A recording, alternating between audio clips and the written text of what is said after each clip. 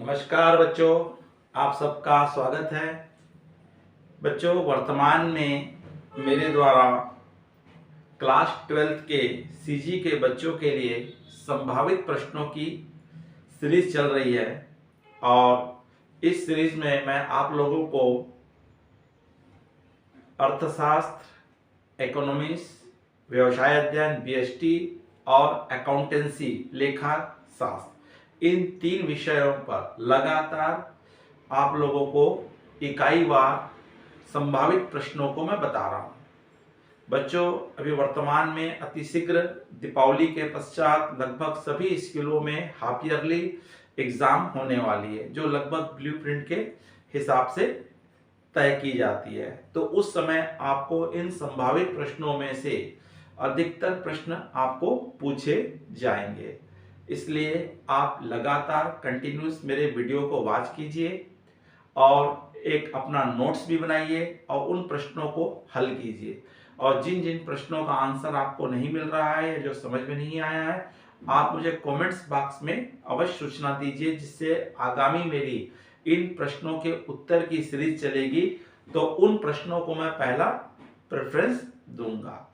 अगर बच्चों आप इस चैनल में नए हैं, आप व्हाट्सएप के माध्यम से या लिंक के माध्यम से या अन्य किसी माध्यम से अगर आप देख रहे हैं तो कृपया करके आप अशोक पोडभरे यूट्यूब में सर्च कीजिए और आप सब्सक्राइब कीजिए और आइकॉन बेल को दबा दीजिए, जिससे कि आने वाली सभी वीडियो की सूचना आपको तत्काल आपको मिलते रहे। चलो बच्चों, आज का हमारा विषय है अर्थशास्त्र। तो आज हमने सब्जेक्ट लिए है, हमारा प्रादर्श प्रश्न है अर्थशास्त्र इकोनॉमिक्स क्लास 12th सीजी के बच्चों के लिए है। अब हम आ गए भाग 2 में आ गए हैं। हमने समष्टि अर्थशास्त्र अब देखेंगे। तो समष्टि अर्थशास्त्र में हमारा इकाई 5 जो है राष्ट्रीय आय तथा सकल संबंधी संकल्पनाएं हैं।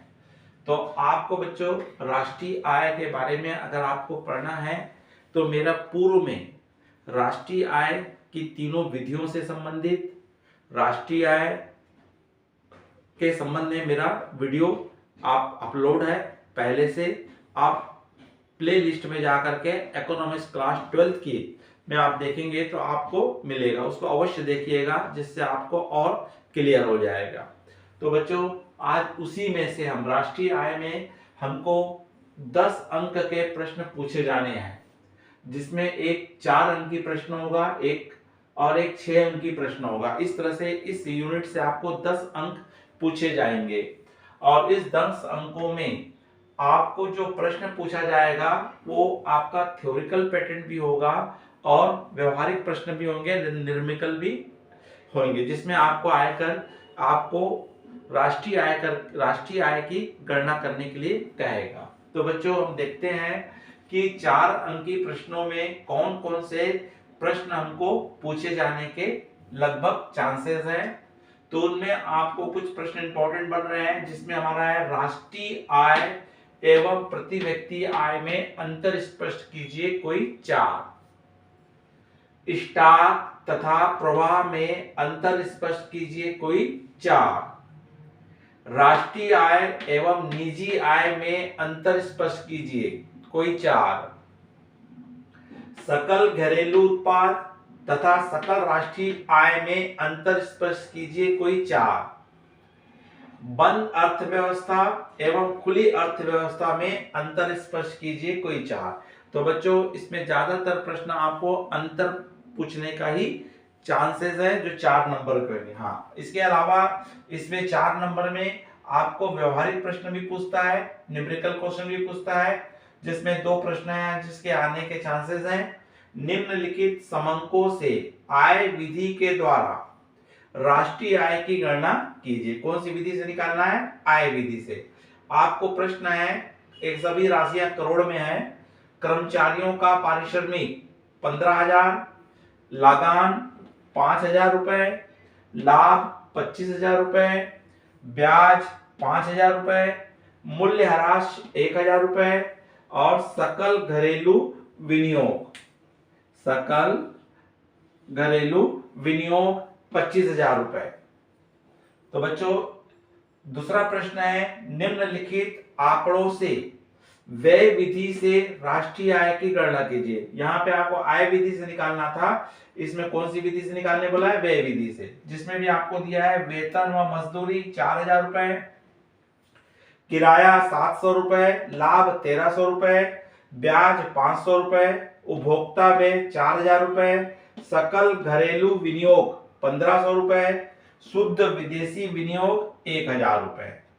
ये बच्चों ये राशियां जो है करोड़ में है। तो इस तरह से कुछ क्वेश्चंस हमारे बहुत इंपॉर्टेंट बन रहे हैं, जिसमें से आपको 4 अंक में पूछे जाने के चांसेस हैं। ठीक उसी प्रकार 6 अंक में एक प्रश्न पूछा जाना है, जिसमें भी हमको थ्योरिकल और व्यवहारिक प्रश्न आने के चांस है। तो जो थ्योरिकल प्रश्न आपको पूछा जाना है 6 नंबर में, उसमें आपको पूछ सकता है भारत में राष्ट्रीय आय की गणना में आने वाली प्रमुख कठिनाइयां कौन कौन सी है, या बाधाएं कौन कौन सी हैं, आपको बतानी है।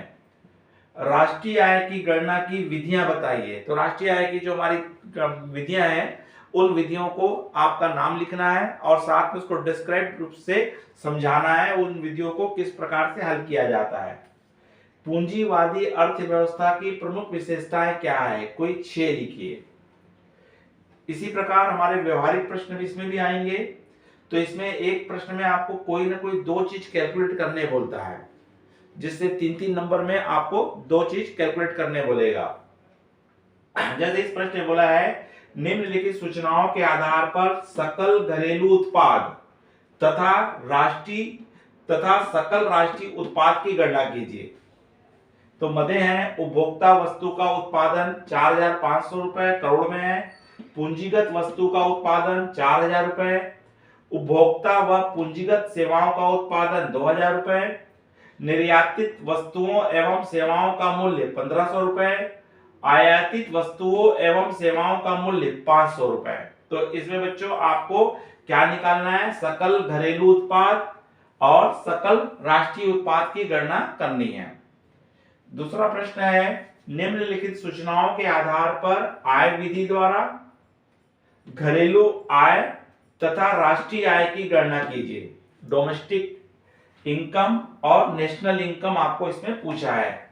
आइटम दिए हुए हैं, मजदूरी 10,000 रुपए, लगान 5,000 रुपए, ब्याज 4,000 रुपए, लाभ 3,000 रुपए, विदेशों से प्राप्त शुद्ध कारक आय 1,000 रुपए।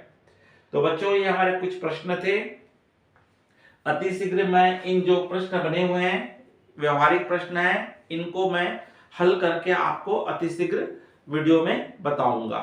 बच्चों अगर आपको ये वीडियो अच्छा लगा होगा तो लाइक कीजिए, अपने अधिक से अधिक मित्र साथियों को शेयर कीजिए, और अगर आप बच्चों नए हैं इस चैनल में पहली बार देख रहे हैं तो अवश्य सब्सक्राइब कीजिए। नमस्कार, जय हिंद।